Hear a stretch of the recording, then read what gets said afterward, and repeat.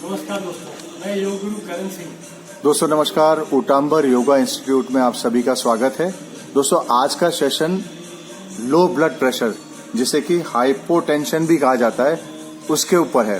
तो दोस्तों योग गुरु करण सिंह जी हमारे साथ हैं।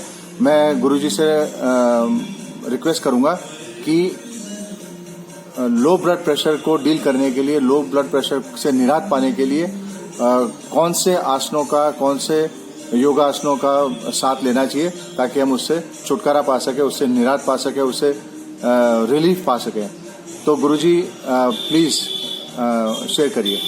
पहले अपन को छोटे छोटे ब्रीदिंग करनी चाहिए, जितनी क्षमता हो बस ब्रीदिंग करें, थोड़ा स्ट्रेचिंग करें, उसके बाद में ही कोई एक्सरसाइज करेंगे।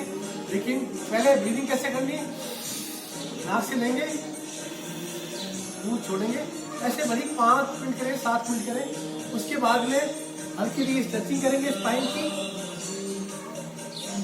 तो दोस्तों गुरुजी हमें महत्वपूर्ण जानकारी दे रहे हैं कि जब भी आप आसनों को शुरू करें उससे पहले थोड़ा ब्रीदिंग कर लें, थोड़ा स्ट्रेचिंग कर लें, अपनी बॉडी को तैयार कर लें। आप फिजिकली तैयार हो जाएं, मेंटली तैयार हो जाएं ताकि आप आसनों को परफेक्शन के साथ कर पाएं। दोस्तों गुरुजी हमें आसनों की जानकारी दे रहे हैं, साथ साथ में गुरुजी ने जो मेरे साथ शेयर किया था मैं आप सब लोगों के साथ शेयर करना चाहूंगा। तो दोस्तों हाइपोटेंशन जिसे लो ब्लड प्रेशर भी कहते हैं, तो उसके बारे में आज ये सेशन है।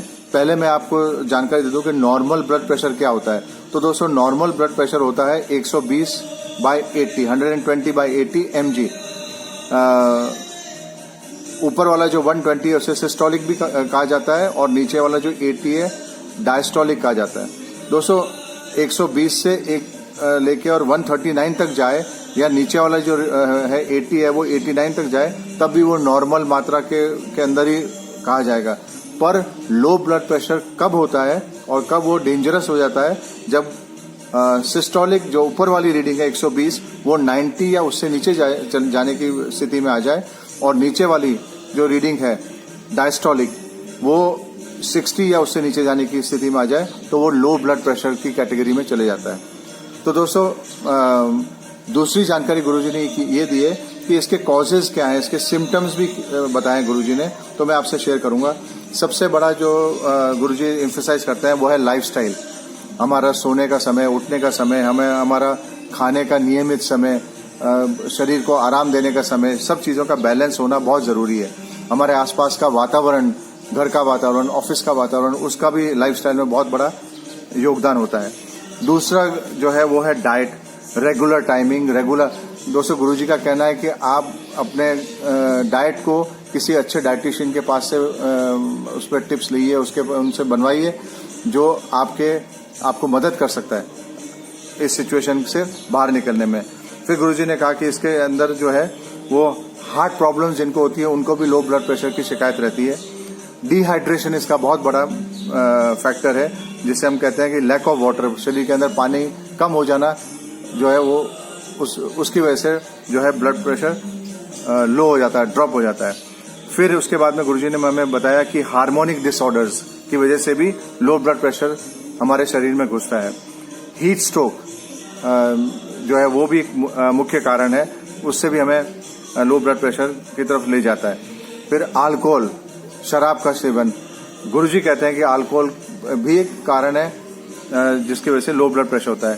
फिर दोस्तों आजकल हम जानते हैं कि बहुत सारी बीमारियां होती हैं लोगों को और वो बहुत सारी दवाएं ले रहे होते हैं, तो कई दवाओं का साइड इफेक्ट भी लो ब्लड प्रेशर की तरफ ले जाता है। और एक और मुख्य कारण गुरुजी ने हमारे साथ शेयर किया वो है स्ट्रेस।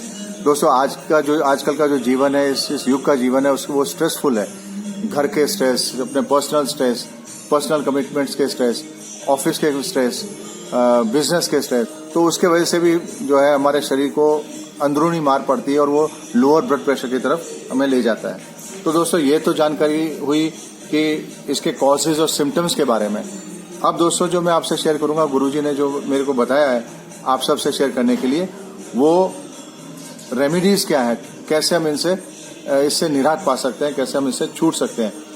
तो पहली चीज़ है लाइफस्टाइल। अपनी लाइफस्टाइल को हम सुधारें, हमारे सोने के, उठने के, वर्किंग आवर्स अच्छे करें, हमारा एटमॉस्फेयर आसपास उसे अच्छा करें और अच्छे वातावरण में।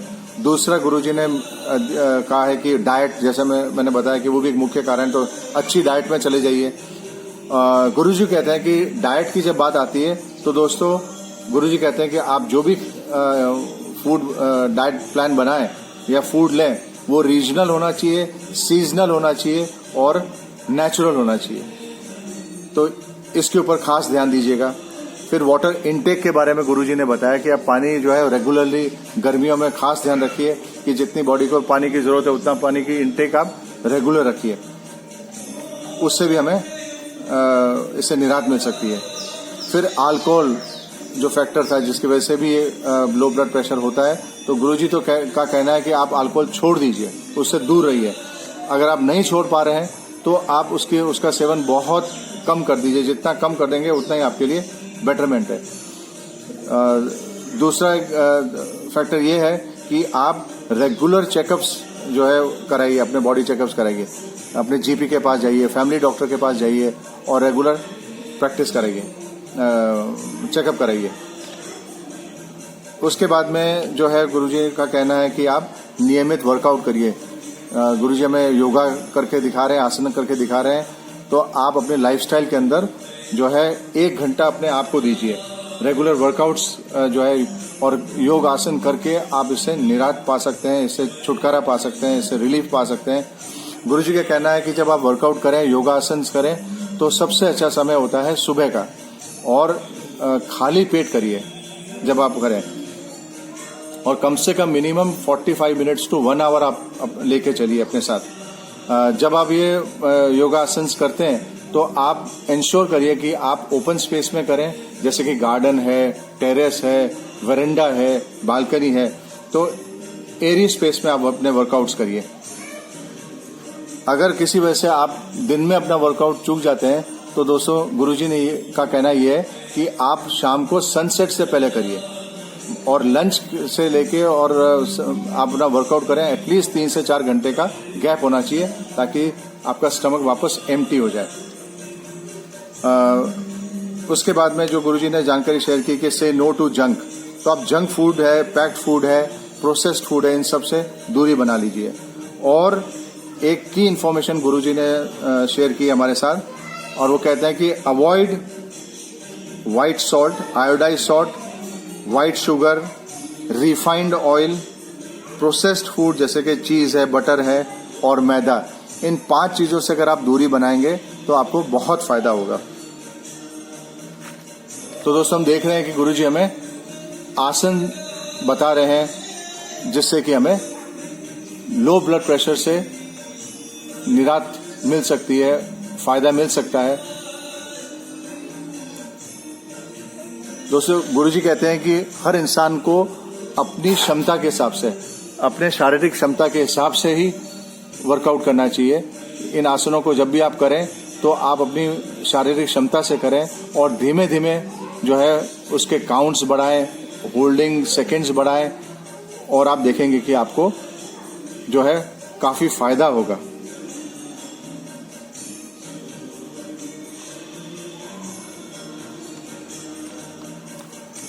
दोस्तों एक जानकारी और गुरुजी ने दी थी कि जब भी आप पानी का सेवन करें, आप पानी पिए तो हमेशा बैठ के पिएगा, आप खड़े होकर जो है पानी नहीं पिए। और जब आप लंच लेते हैं या डिनर लेते हैं, अपने मील्स लेते हैं, तो कम से कम आधा घंटा पहले पानी पीजिए, और खाना खाने के बाद में, लंच और डिनर लेने के बाद में एटलीस्ट 1-1.5 घंटे बाद पानी पीजिए, तो वो भी आपको बहुत फायदा करेगा।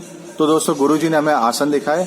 अब मैं गुरुजी से रिक्वेस्ट करूंगा, गुरुजी कुछ ब्रीदिंग के बारे में हमें समझाना चाहते थे, तो गुरुजी प्लीज।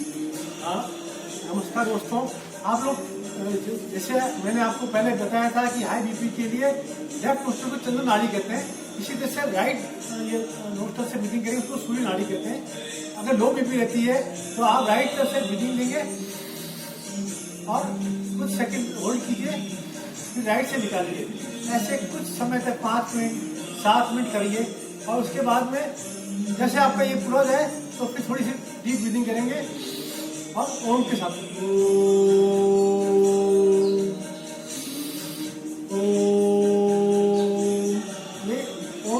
से क्या होता है, नर्वस सिस्टम बैलेंस होता है। और आपको नर्वस सिस्टम बैलेंस करने के लिए, और उसके बाद में अनुलोम विलोम कर सकते हैं। और उसके बाद में मैं आपको खत्म करने का शवासन का तरीका सिखाता हूँ। आप बिल्कुल लेट जाइए, पहले स्ट्रेच करेंगे, जिसे अपन ताड़ासन में करते हैं। उसके बाद रिलैक्स हो जाएगी बॉडी को, आंखें बंद रखिए, बिल्कुल बॉडी में हलचल नहीं होनी चाहिए। डीप इनहेल करेंगे,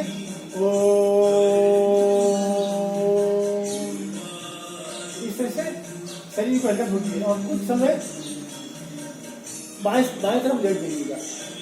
लेफ्ट अपना हाथ होता है, रिलैक्स हो जाएगी बॉडी, और उसके बाद में फिर बैठ जाइए। ये आप करेंगे तो आपको शरीर में आराम मिलेगा। गुरुजी ने बहुत बहुत धन्यवाद। जो गुरुजी ने हमें टिप्स दिए उनको दोस्तों ध्यान से आपने देखा होगा, उनको फॉलो करिए। अच्छा रिजल्ट अगर आपको चाहिए तो उसको प्रॉपरली करिए, उसको नियमित करिए, रेगुलरली करिए, प्रॉपरली करिए। तो दोस्तों आज का सेशन यहाँ पूरा होता है। जैसे कि गुरुजी हमेशा कहते हैं, पहला सुख निरोगी काया। तो दोस्तों निरोगी रहिए, सुखी रहिए, खुश रहिए, स्वस्थ रहिए और मस्त रहिए। हम सब की ओर से नमस्कार।